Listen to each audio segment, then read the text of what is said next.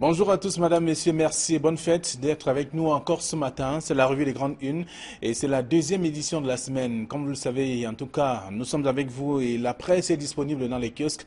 La nouvelle expression de ce matin parle du rapport de la CONAC, le scandale des ministères et des fonctionnaires. C'est à découvrir dans ce journal avec notamment 13 villas, un immeuble de 5 niveaux, 10 terrains immatriculés, 5 camions de 30 tonnes, 5 cars Toyota Quaster de 28 places, 2 cars de 18 places, un parc automobile plein de véhicules personnels haut de gamme. D'ailleurs, rassurez-vous, donc, ce patrimoine n'est pas la propriété, bien sûr, d'un riche homme d'affaires, maniaque, mais plutôt d'un jeune fonctionnaire. C'est bien appartient notamment à un modeste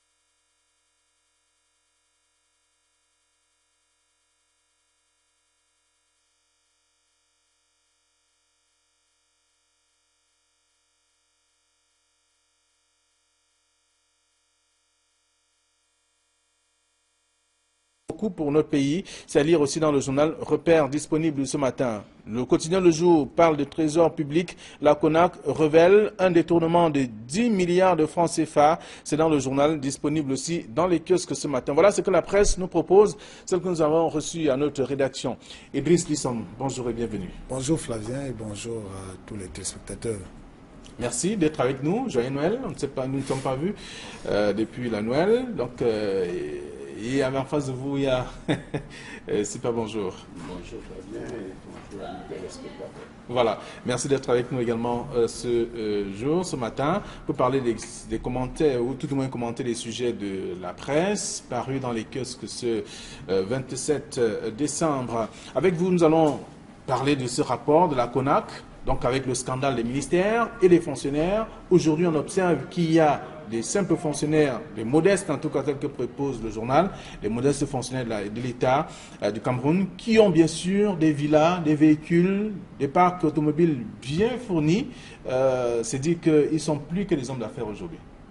Oui, ça fait quand même plusieurs années que la presse, dont même votre modeste serviteur, fait remarquer qu'il y a plus de milliardaires dans la fonction publique au Cameroun que dans l'industrie, que dans l'économie. Bon, il y a là quand même quelque chose d'anormal. Parce que être milliardaire, ça suppose qu'on a eu un capital, qu'on a investi quelque part, qu'on produit et qu'on a des plus-values. Mais quelqu'un qui a 150 ou 250 000 francs de salaire par mois, quand il devient milliardaire ou super milliardaire, au bout de 5 ans de travail, et même si c'était de 10 ans, il y aurait de quoi s'interroger. Et là, il y a ce qu'on peut appeler la légitime suspicion. Donc, même si la CONAC n'établit pas les preuves, on peut quand même suspecter cette espèce d'enrichissement spontané et ultra rapide. Voilà. Et on observe que c'est du côté de la douane beaucoup plus. Et ça, c'est le rapport de la CONAC, en tout cas, pour ceux qui rendent compte de ces réalités. On observe par exemple qu'une seule personne peut avoir 13 villas, un immeuble de 5 niveaux, 10 terrains immatriculés, 5 camions de 30 tonnes. C'est quand même trop. Mais Flavien, on parle de la douane, mais je dis qu'il s'agit... la douane, peut-être la CONAC a mis l'accent sur la douane. Et la douane, ce n'est pas nouveau. Tel que le doyen le disait, on a toujours, depuis, lorsque le Cameroun a été désigné champion du monde de la corruption numéro 1, on avait très souvent identifié toujours les mêmes corps. Moi, je dis seulement une seule chose, c'est-à-dire qu'on a érigé la corruption comme un modèle de fonctionnement. Et c'est pour cela que vous verrez, ces fonctionnaires feront tout et tout pour que le système demeure comme tel qu'il est. Parce que dans le système tel qu'il est actuellement, ils s'enrichissent au détriment des hommes d'affaires. Vous regardez le nombre d'hommes d'affaires, d'opérateurs économiques qui investissent et qui ferment boutique. Mais, par ailleurs, vous verrez des fonctionnaires, simples fonctionnaires qui ont 80 000 francs le mois, même pas 150 000, comme le disait le doyen, qui ont 80 000 francs le mois, mais qui ont des centaines de millions, parce qu'ils ont créé une entreprise dans le sac.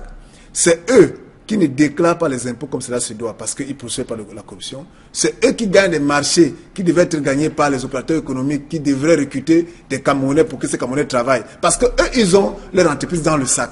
Et ils sont au courant de comment procéder, de comment faire, puisque nous sommes dans un système... non, puisque nous sommes dans un système bizarre. Bizarre comment?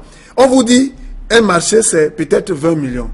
Alors, et on vous dit, on est à l'ère du moins 10 ans. Moins 10 ans dans un système où on sait que pour faire, par exemple, construire une salle de classe normale qui est budgétée peut-être à 15 millions, quelqu'un va vous dire qu'il va la construire à 8 millions. Vous êtes d'accord avec moi? Après, cette salle de classe ne fera même pas 2 jours. La toiture va sauter et les murs vont craquer. C'est de ça qu'il s'agit. On constate aujourd'hui que... Mais puisque lui, il met le moins 10 ans et il s'arrange à arroser tout le système et on va réceptionner et c'est parti. C'est de ça qu'il s'agit. Et vous constatez que si aujourd'hui au Cameroun, on dit que les recettes sont de 3 000 milliards, c'est un exemple, peut-être de 1 000 milliards à la douane. Ça veut dire qu'en fait, la douane devait recevoir le double, voire plus. Ou le triple. Ou le triple. C'est ça qu'il s'agit. Et ce manque à gagner va dans les poches de ces individus. Et comment voulez-vous que ces individus travaillent pour que le système change? Non, ils seront là à faire que nous demeurions dans ce système où c'est eux seuls qui profitent.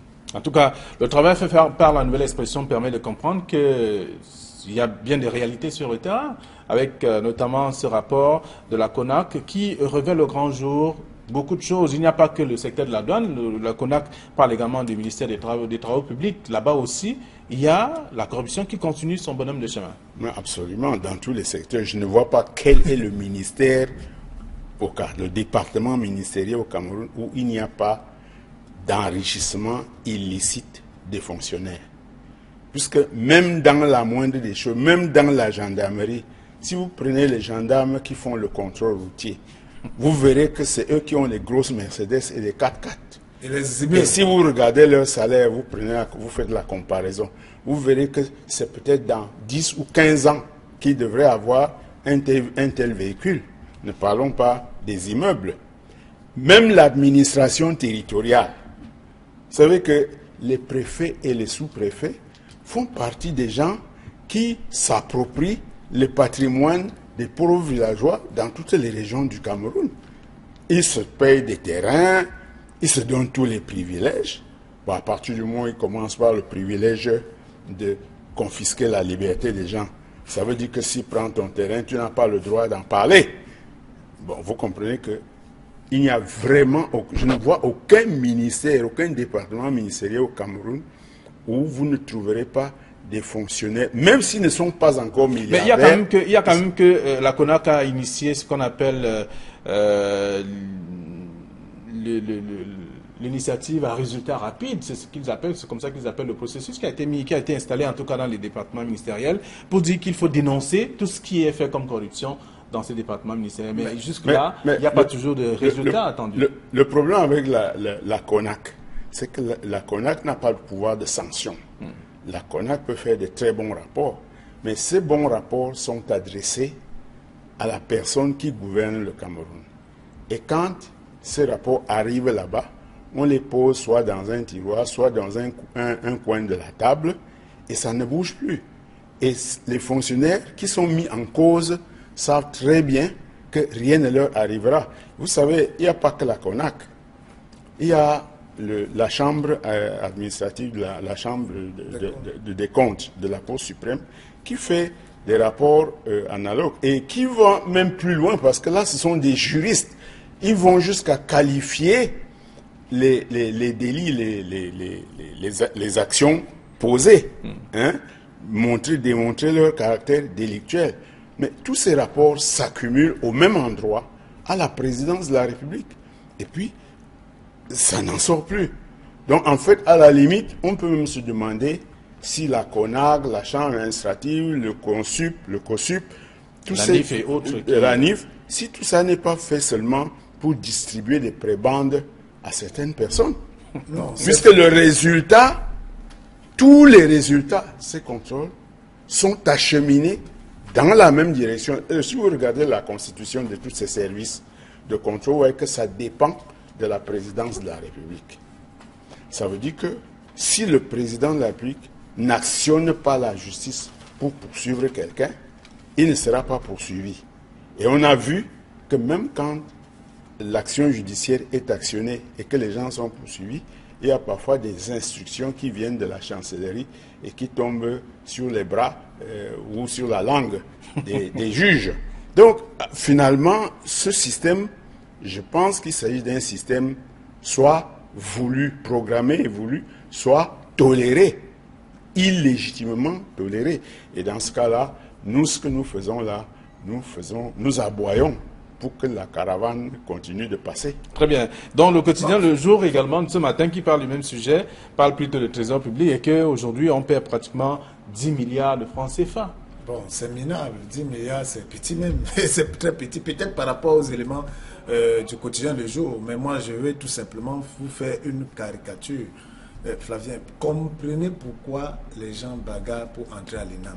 Pourquoi les gens sont prêts à tout vendre pour entrer à l'INAM, pour sortir inspecteur des impôts, pour faire les régies financières et tout ça. Parce qu'ils savent que cette filière, que ce soit les impôts, que ce soit la douane, que ce soit l'administration civile, c'est des gens qui vont s'enrichir après 5 ans. Mais il n'y a qu'à voir. C'est pour cela que les gens vont se batailler et pour tout faire pour entrer. Voilà la première question. 2, pourquoi les gens vont se batailler pour entrer à la police, à la gendarmerie? Même mécanisme. Je vous dis que ces jeunes qui vivent et ces parents qui amènent leurs enfants là-bas, ce n'est pas parce qu'ils aiment trop le pays ou bien ils ont vocation ou bien la passion de travailler sous les drapeaux. Je vous assure. Et quand quelqu'un suit la gendarmerie, il veut absolument tout faire. Il est même prêt à monnayer pour qu'on l'envoie sur les routes pour qu'il soit au peloton routier. C'est de ça qu'il s'agit parce que là-bas, ils encaissent au lieu de faire le contrôle et ils reversent. Ils ont le quota qu'ils reversent par jour, par rapport à tout. Mais c'est connu de tous. C'est connu. Et tout le monde accepte cela. Voilà, le doyen disait que cela était-il fait laisser. Mais oui, c'est un système qui a été mis en place pour endormir les Camerounais et prendre en otage justement ces fonctionnaires. Sachant que le système est essentiellement les permet de corrompre et de s'enrichir illicitement, ils ne peuvent pas ne pas travailler au quotidien pour que le système perdure. C'est de ça qu'il est question. Ces gens, c'est lui-même qui dirige le système, qui lui a étudié. Dort tranquillement, il n'a même pas se taper parce que ces gens-là, pour garder ces prébats de tout faire, vont tout faire monnaie et tout ça pour que le système reste en place. C'est de ça qu'il est question. Donc aujourd'hui, pour casser ce système, il faut véritablement mettre ces fonctionnaires hors d'état de nuit. Mais comment? Là, je ne sais pas, je pense qu'il faut bien réfléchir. Il faut réfléchir davantage. Ben, alors donc, je crois qu'il y a une solution qui avait déjà été proposée dans ce pays, c'est-à-dire auditer les biens, le patrimoine des fonctionnaires. Il y a des critères pour vérifier. Mais on ne veut pas faire la déclaration des biens. La déclaration des biens n'est pas au programme. On ne veut même pas. Au-delà de là, on n'a pas besoin de demander que le fonctionnaire déclare ses biens. Il suffit que quand on a mis la CONAC, pourquoi on ne donne pas à la CONAC le pouvoir d'auditer le patrimoine des fonctionnaires? C'est-à-dire faire un au FMI. Ce n'est pas justement pour que la corruption s'arrête. Si on prend chaque fonctionnaire, on dit, monsieur, vous travaillez depuis combien d'années? Vous gagnez combien par mois? Et vous faites la multiplication, vous verrez ce qu'il est potentiellement capable de gagner en 10 ans, en 20 ans. Et si vous déduisez ses impôts, son transport, toutes les charges salariales, vous verrez ce qui lui reste comme épargne. Et vous déduirez s'il a pu avoir 1 milliard, 50 milliards, 150 milliards. Vous savez qu'il y a des fonctionnaires au Cameroun qui fêtent leurs 150 milliards. Donc vous verrez. En tout cas, il peut vous dire également qu'il est resté affamé durant des jours sans beaucoup dépenser. Oui, n'importe comment, même à 500 000 francs par mois, s'il passe 365 jours sans manger, il n'atteindra pas le milliard. Alors, c'est à lire dans la Nouvelle Expression, parlant du rapport de la CONAC, le scandale des ministères et des fonctionnaires. C'est dans le journal, en page 3, et le quotidien Le Jour qui fait savoir que la CONAC révèle un détournement de 10 milliards de francs CFA. C'est ce que vous pouvez lire, en tout cas, en faisant un tour dans les kiosques ce matin. Alors, autre sujet qui suscite aussi des commentaires, c'est celui que propose le journal La Nouvelle Expression, comme bien d'autres tabloïds, parlant de forces de défense, le gendarme meurtrier est donc aux arrêts. On l'a vu. Ronick Toby, qui est revenu à Douala après son forfait. Il est allé se réfugier à Soie, dans une chambre là-bas, mais il a été vite traqué par ses propres collègues. C'est bon, mais c'est dommage que ça ne se produise pas souvent.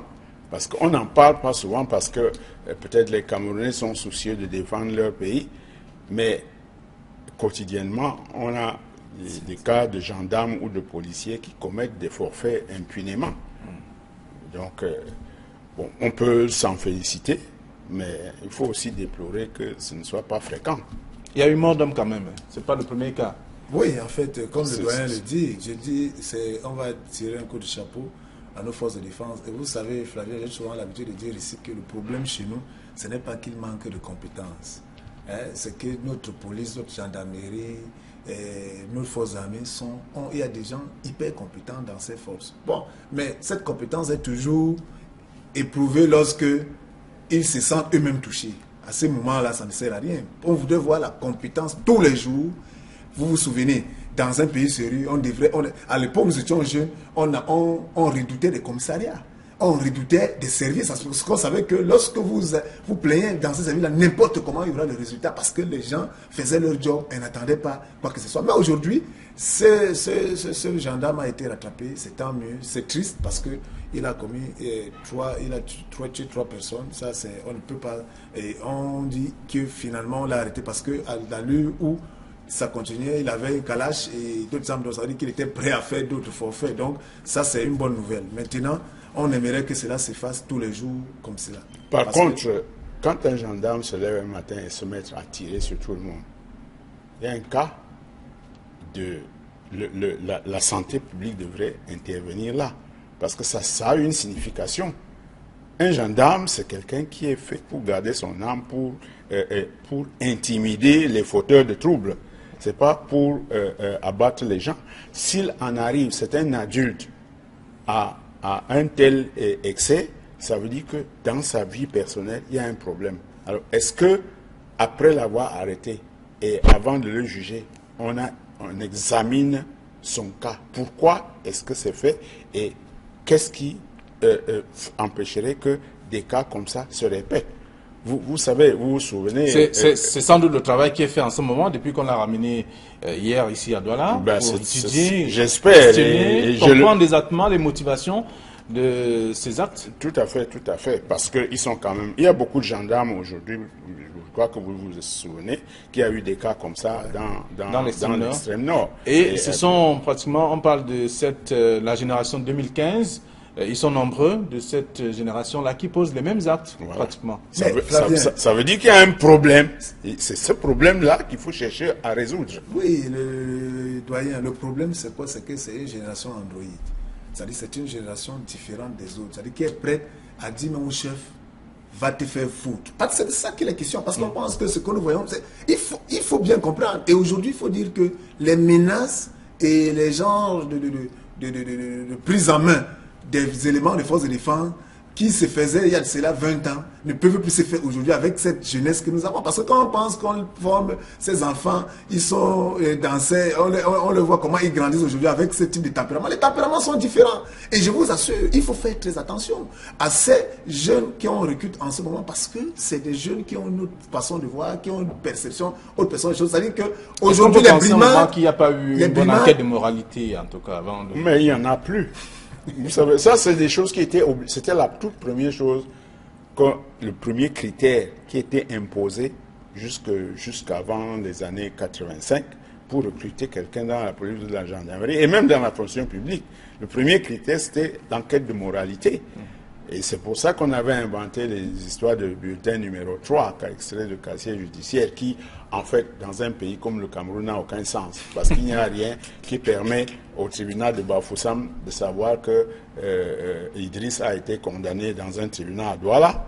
Bon, or, s'il est né à Bafoussam, il va aller chercher son extrait de casier judiciaire là-bas. Il n'a jamais vécu là-bas, il n'a jamais été condamné là-bas, mais il a été condamné 3 ou 4 fois à Douala. Il n'y a aucun rapport entre un tribunal de Douala et celui de Bafoussam. Donc même l'extrait de casier judiciaire, ça ne sert strictement à rien.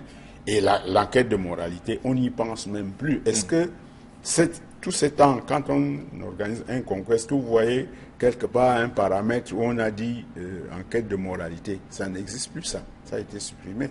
Donc, tout le monde s'en fout de la moralité de ceux qu'on recrute parce que ce n'est plus une valeur sociale et sociétale dans notre pays. Mais la seule valeur aujourd'hui, c'est l'enrichissement que l'on peut atteindre par le vol ou par la corruption. Doyen, il n'y aura pas d'enquête de moralité, surtout lorsque ces personnes qu'on recrute viennent d'une liste, on dirait, sont les membres du parti, vraiment.